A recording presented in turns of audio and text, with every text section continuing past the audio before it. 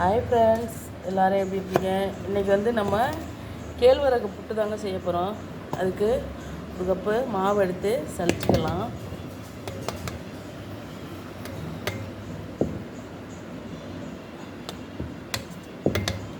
அவ்வளோதான். இது ஏற்கனவே சலித்து வச்ச மாவு தான், சலிச்சுக்கலாம். இதுக்கு தேவையானது ஒரு அரை ஸ்பூனு உப்பு.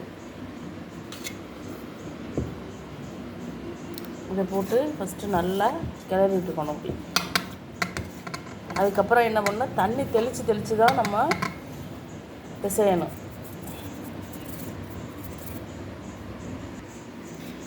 பாருங்க, தண்ணி தெளித்து பிசைஞ்சு வச்சுருக்கேன்.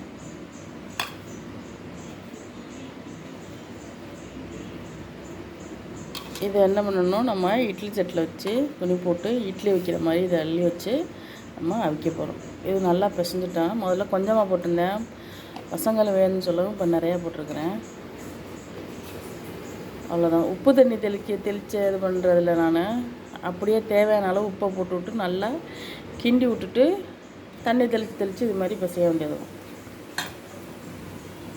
இதில் வாங்க இட்லி சட்டில் அள்ளி வச்சுக்குவோம்.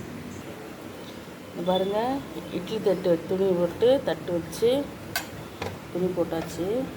இதில் வந்து மாவை கொட்டிக்குவோம்.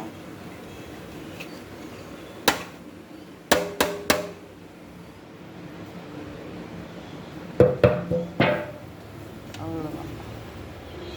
இதை இப்படி எடுத்து விட்டுக்கலாம்.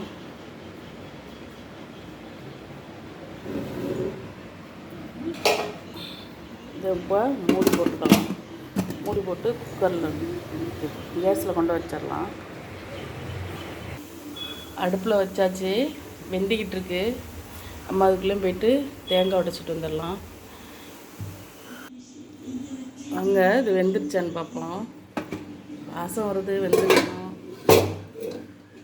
வெந்துருச்சு.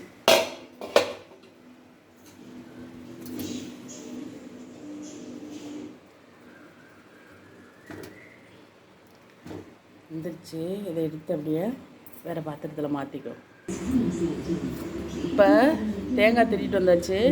இதில் அவிச்சு வச்ச புட்டில் போட்டுக்கலாம். இதில் போட்டுக்கிட்டு நம்ம வெல்லம் சேர்த்துக்கலாம், இல்லாட்டி சர்க்கரை சேர்த்துக்கலாம், இல்லாட்டி ஒயிட் சீனி போட்டுக்கலாம். நான் இப்போ அதில் வந்து சீனி தான் சேர்க்க போகிறேன். சீனி சேர்த்தா நல்லாயிருக்கும். இதில் வெல்லம் போட்டால் தாங்க நல்லாயிருக்கும், இல்லாட்டி சர்க்கரை போட்டால் நல்லாயிருக்கும். பிள்ளைங்க சீனி கேட்டுச்சுன்னு சீனி போட்டு, இதில் வந்து ஏலக்காய் வேணாலும் போட்டுக்கலாம். அவ்வளோதான். சிம்பிளான சத்தான புட்டு. கேழ்வரகு தான், ஆனால் எங்கள் ஊரில் வந்து கேவர் அப்படின்னு கேப்பை எல்லாம் ஒன்று தான்.